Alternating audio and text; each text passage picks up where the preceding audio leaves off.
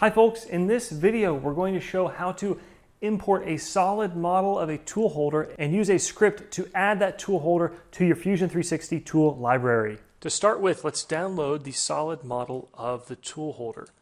We're going to pick a Mari tool. They have a 4.5 inch gauge length tapered holder that we like, and it happens to be one of their tool holders that's not included in the Mari Tool Fusion library samples. So we want to download that and be able to use it for our 5-axis toolpath simulation. I'm on the product page and I'm going to choose the step file and we'll download that file. We'll upload that file.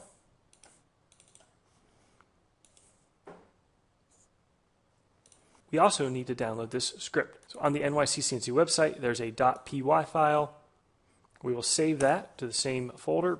And in Fusion 360, you'll want to be in the design workspace.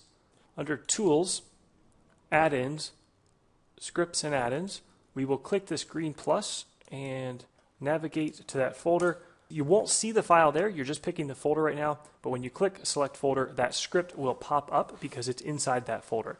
We can close out of this momentarily and open up our tool holder file. We need to turn on the origin and we need to take a look at how the tool holder is oriented right now.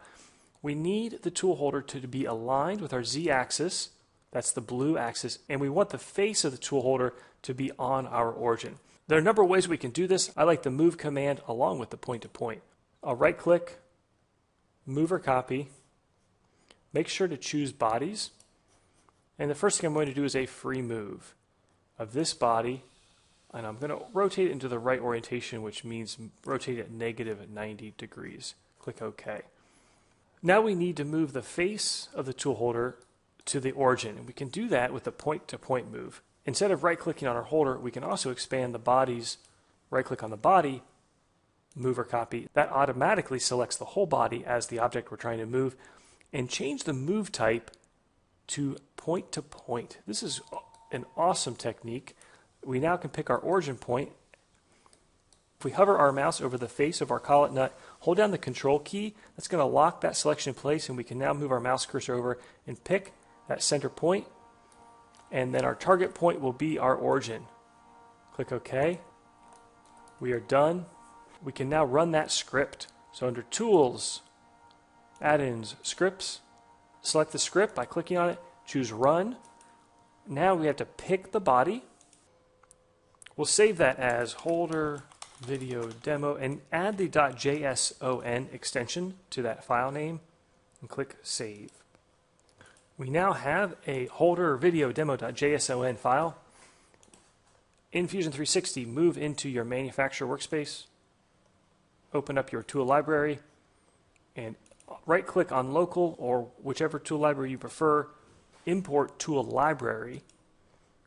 Navigate to that folder with our file, double-click it, and we now have that holder in our library.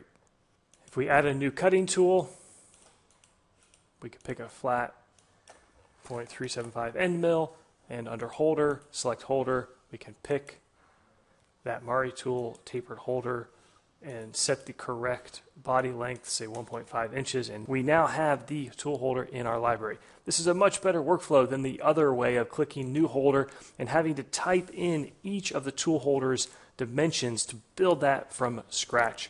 It's also a great resource because while there are some sample libraries from folks like Mari Tool, there are many more holders that are out there that are not currently in Fusion 360. And as I mentioned in the beginning of this video, the Mari Tool that I happen to want isn't even in this because it was released after this library was built. If you're having troubles with this script, it is unsupported. It is a beta script. Shout out to George Roberts for writing it.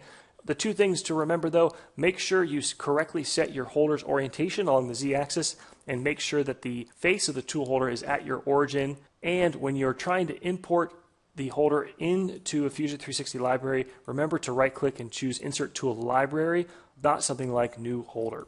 There's also a third thing to be aware of. This shouldn't matter if you followed the instructions in this video, but it's worth noting that your tool holder must be at or above the origin in Fusion 360. Hope you folks learned something. Hope you enjoyed. Take care. See you soon.